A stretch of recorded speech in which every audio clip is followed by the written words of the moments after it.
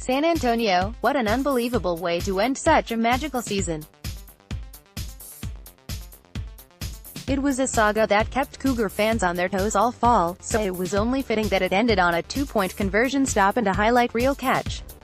I mean, 11 wins, the most in WSU history, delivered by a preseason, unknown quarterback who elevated himself to celebrity status and Heisman candidacy with one of the best seasons in program history, all after arriving only 6 months ago. And now, the pièce de résistance, an Alamo Bowl trophy after a 28-26 win Friday over Iowa State. But I'd be lying to you if I said this week felt like peaches and roses for the entire time. When I got to San Antonio at the beginning of this week, my heart sank a bit. The city was flooded with Cyclone fans, while only specks of crimson could be seen here and there. I saw the ticket sales numbers, and they weren't pretty, so I thought I had an idea of what WSU was getting into. But to actually see it was discouraging. From the beginning of the week until kickoff it was cyclone this, cyclone that, where are all of the Cougars? It appeared that WSU fans had not heard Gardner Minshew's rallying cry to quit pouting and get excited about the Alamo Bowl.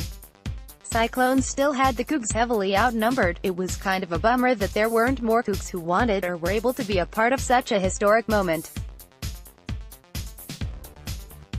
But here's the thing, and I'm sorry if I rock your world with this, fans don't determine the outcome of a game, the players do. I know. Shocker, right? And WSU had the better players Friday.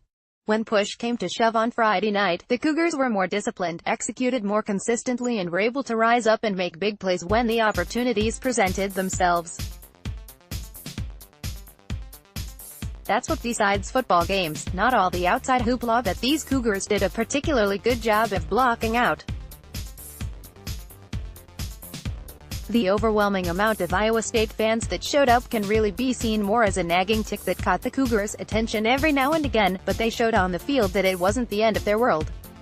WSU has been playing against the odds all season. Did anyone really think a bunch of booing Iowa State fans was going to stop these guys? Not a chance. WSU fans certainly could have done a better job of getting out here to support their team. But it should be said that the fans who did make it out made their presence felt. Once the ball was kicked off it wasn't obvious there were almost 3 times the amount of Cyclones in the building. Related story, familiar stars from a most improbable finish in the Cougar notebook. Furthermore, because I've already proclaimed WSU superior on the field, I would assert that, pound for pound, WSU fans were superior, too. I suspect, next bowl game those who decided to skip this thriller will have learned their lesson. But enough about the fans already because, like I said, the game isn't about the fans, it's about the players. And it truly felt as if the 17 seniors who were playing their final game in crimson and gray wouldn't be denied of this historic win. The underclassmen played like those seniors inspired them, everyone feeding off each other's energy from the top down. This isn't just the spectacular season these guys deserved, but it is the spectacular season they earned. The 2018 Washington State Cougars will be remembered for the records they broke and the games they won, but more importantly I like to think these guys made Tyler proud, and above all else they should hang their hats on that.